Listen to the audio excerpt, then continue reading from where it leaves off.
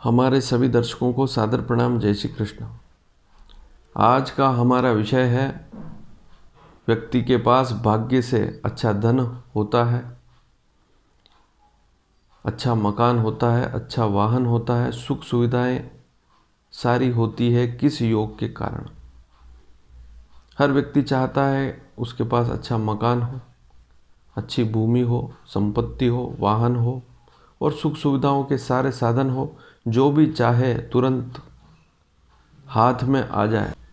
ऐसी स्थिति कुंडली के किस योग से बनती है उसके बारे में आज बात करेंगे।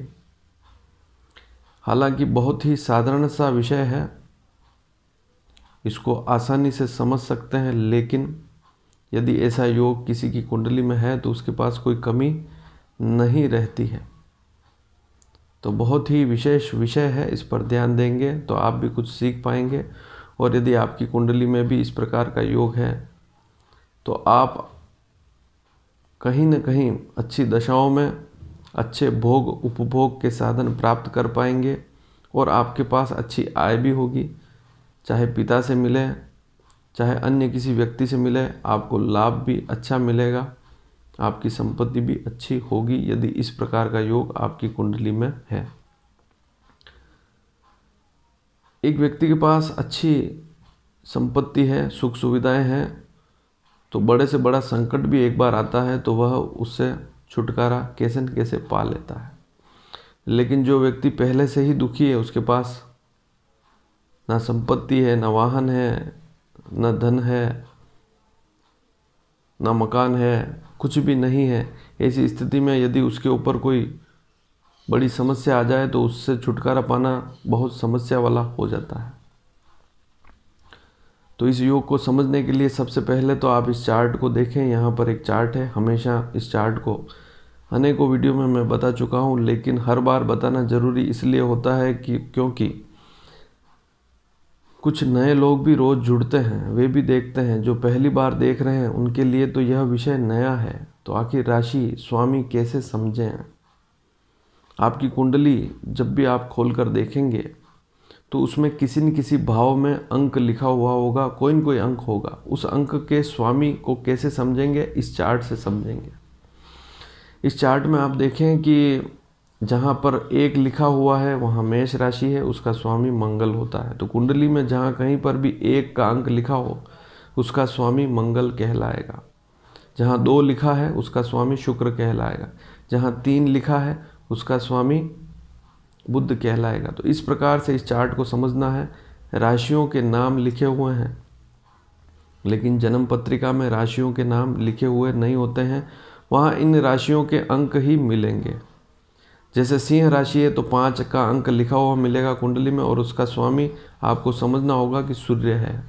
तो इस चार्ट से आप समझ सकते हैं। तो आप सबसे पहले तो यह देखें कि इस चार्ट में जो भी अंक लिखा हुआ उसका स्वामी कौन है, उसी को आगे आपने उस कुंडली में समझना होगा। अब आप कुंडली देखें, इस कुंडली को ध्यान से देखेंगे तो समझ पाएंगे। यहाँ पर एक कुंडली दिखाई देगी। इस कुंडली में देखें 4था भाव, 4th भाव। आपको अपनी लग्न कुंडली देखनी है, अन्य कोई भी कुंडली खोलकर नहीं देखनी है। आपको अपनी कुंडली में 4थे भाव को देखना है, 9वें भाव को, 9वें भाव को देखना है और एकादश 11वें भाव को देखना है। इन 3 भावों पर ही नज़र डालनी, अन्य किसी भाव को नहीं देखना है। अब इस सूत्र को कैसे समझें, तो इसके लिए आपको देखना होगा कि 4थे भाव में जो अंक लिखा हुआ उसे ध्यान से देखें और 11वें भाव में जो अंक लिखा है उसे भी ध्यान से देख लें और उसका स्वामी जो भी चार्ट बताया उसके अनुसार समझ लें। 11वें भाव का स्वामी और 4थे भाव का स्वामी यदि 9वें भाव में बैठ जाए तो इस प्रकार का सुंदर योग बनता है और धन की प्राप्ति होती है। व्यक्ति को आय भी अच्छी होती है, माता पिता से भी लाभ मिलता है, परिवार से भी लाभ मिलता है, दादा दादी या पैतृक लाभ भी व्यक्ति को मिलता है और उसके पास अकूत संपत्ति भी होती है, भूमि, मकान, वाहन। लेकिन 4थे भाव का स्वामी और 11वें भाव का स्वामी किसी प्रकार से अस्त या बाल्य अवस्था या मृत अवस्था में नहीं होना चाहिए। उसकी डिग्री हमेशा 6 से 18 डिग्री के बीच में होगी तो ज़्यादा अच्छी रहेगी। और विशेषकर 12 से 18 डिग्री के बीच में यदि वह प्लेनेट होगा तो और भी अच्छी स्थिति होगी। इसे भी आप समझ लें। मैं पूर्व के वीडियो में भी बता चुका हूं कि ग्रहों की अवस्था को कैसे समझते हैं।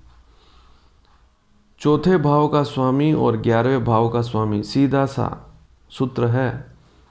चौथे भाव का स्वामी और 11वें भाव का स्वामी यदि नवम भाव में बैठ जाए दोनों एक साथ, तो इस प्रकार का अच्छी आय, अच्छी संपत्ति, अच्छा वाहन, अच्छा मकान, इस प्रकार का योग बनता है।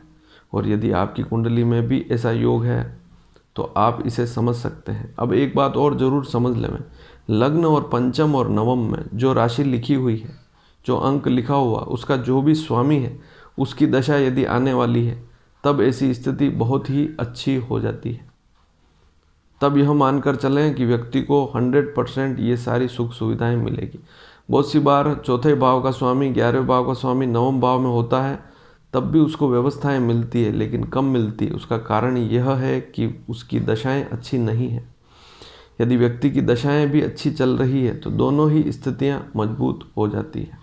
तो आज आपने समझा कि किस प्रकार से व्यक्ति को धन संपत्ति, मकान, वाहन मिलता है, अच्छी आय मिलती है, चाहे पिता से मिले, चाहे दादा से मिले, चाहे अन्य किसी व्यक्ति से मिले। व्यक्ति यदि पढ़ा लिखा नहीं है तब भी उसकी स्थिति अच्छी होती है। और यदि त्रिकोण के स्वामियों की अर्थात लग्न, पंचम या नवम भाव के स्वामी की दशा भविष्य में आने वाली है या चल रही है तो स्थिति जबरदस्त शुभ हो जाती है। धन्यवाद। जय श्री कृष्ण।